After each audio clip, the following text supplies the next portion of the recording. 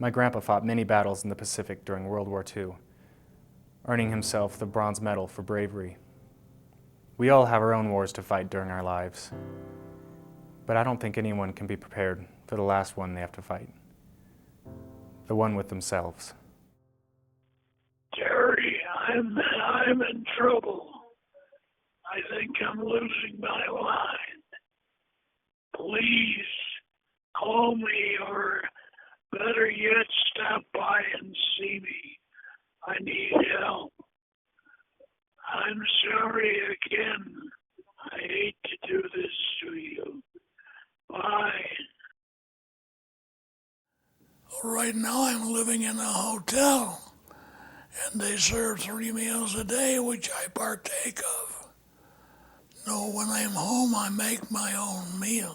When I'm out in a hotel, I do as the people in the hotel do. They eat in the hotel. I don't know till they let me go, till my relatives let me go. They called me up here. I'm not sure why yet. Well, they wanted me to see my grandchildren, I guess. I guess they wanted to see me for some reason. If I had my choice, I wouldn't be here. I'd be back where I was.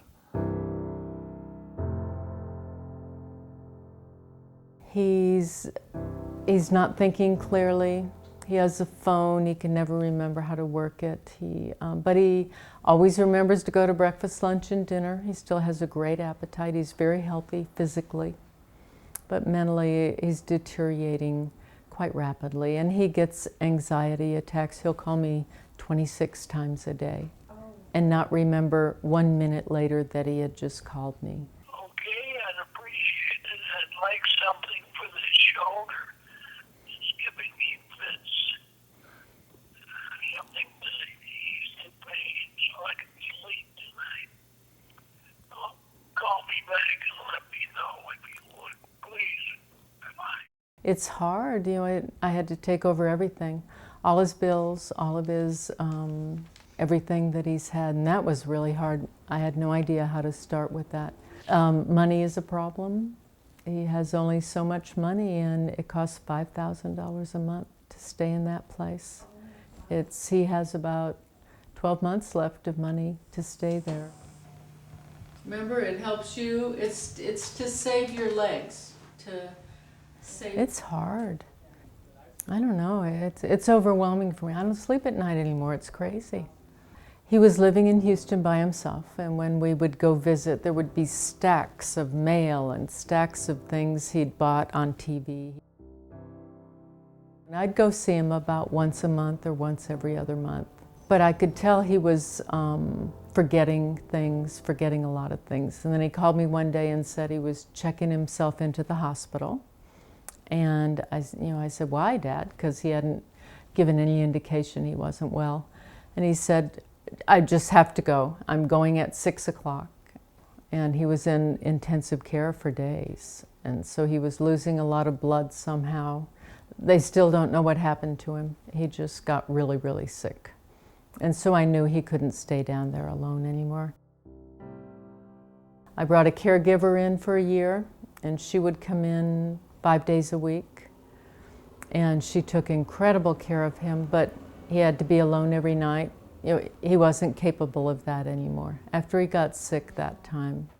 And you have to take so much control away from them in order for them to, watch over him. Like, we had to move him to Salt Lake City from Houston because we had to make sure that we managed everything, and she had to be there, every day checking on him, and so that he lost that control. So he's just been there since June, and I had been there every day to make sure he was settling in. 2 days later he calls and he goes, you've got to help me. They've locked me in a hotel room. I can't get out. And I'm going, Dad, no. And he didn't even remember. We had moved him in. We'd moved all the furniture. It's heartbreaking. You want to get this off? We'll take this, you want this shoulder? Well, let's do this shoulder first. And since we grew up in Utah. I've grown up in Utah my whole life. But I never really knew a lot about him. I didn't know about his past. I knew he was in the war. I knew how many kids he had, but I didn't really know about him. My father had a friend that came over before he did and wrote to him about the land of milk and honey. And this was in the early 1930s when everything went to hell. So when he got here, there wasn't any milk and very little honey. Well, we were never really comfortable, but it was tough all the way. It was a struggle. I had wanted to stay where I was. I was perfectly happy. But the family said we go, so I went. I had no choice. At 12 years old, you don't have much choice. He doesn't remember my brother's children. My brother had 4 kids. He doesn't remember any of them, but he can recount, event by event, something that happened during World War II. As a captain of a company in the 6th Ranger Battalion, they're attack troops. They go in difficult situations and try to straighten them out. They attack early before regular troops invade to soften up the enemy.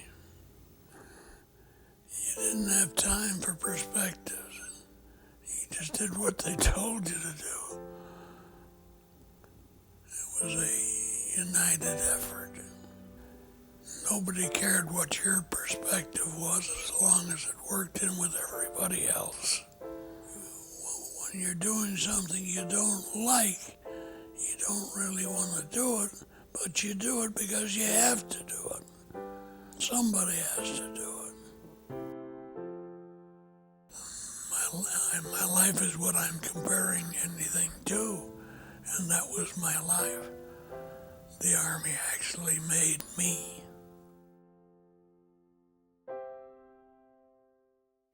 It puts an unhealthy amount of stress on my mom and dad. My mom is constantly worrying about Norman and endlessly frustrated. It has become the center of their lives, the number one concern. My dad says the situation is aging my mom faster. And I think he might be right.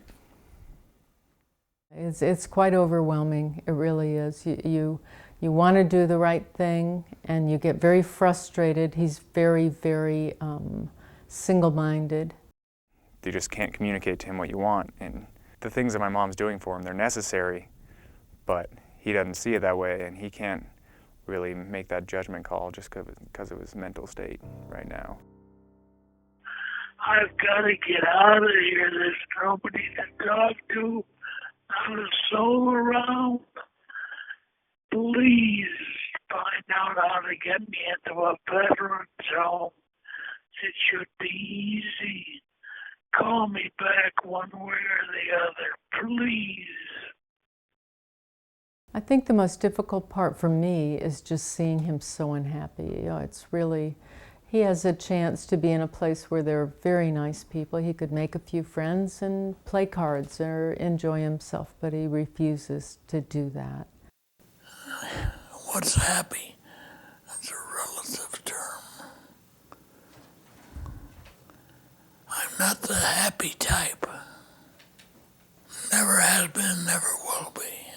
I don't go around tra-la-la, I'm alive, thank goodness, and that kind of stuff. I'm more down to earth. There are degrees of everything.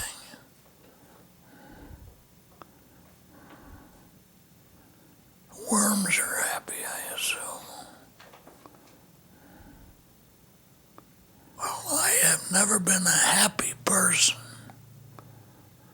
And at this stage of my life, I never will be.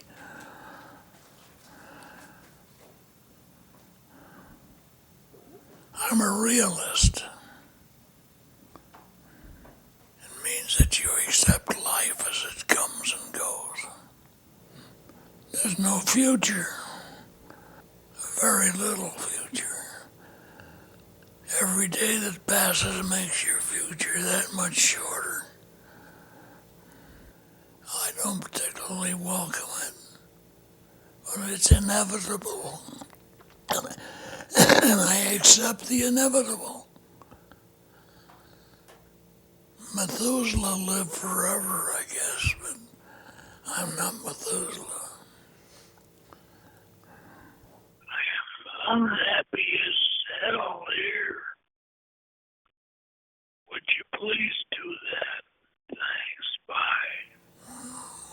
What else does it do? Everything delays the inevitable. Life is inevitable, and death is inevitable. It happens to everything. Everything that lives. That's nature. Nature births and nature kills. Received yesterday at 2:25 p.m. I've got to get into a home. I'm going crazy here. They're playing piano next door. You can't even think. Please call me. Thank you. Or stop by. Bye. You don't want to dislike your father, you know, but sometimes he can make me just want to go, I don't want you to ever call me again, because it gets really hard to take. It tests all of your good nature and your patience, and it tests a lot of things. Next will be the VA home, and we'll see how that goes. You know, and his health's good. He's 92. He could live to be 100. Please call me back as soon as possible and find out how to get me into a veteran's home. Emotionally, I wasn't prepared at all. It takes such an emotional strain.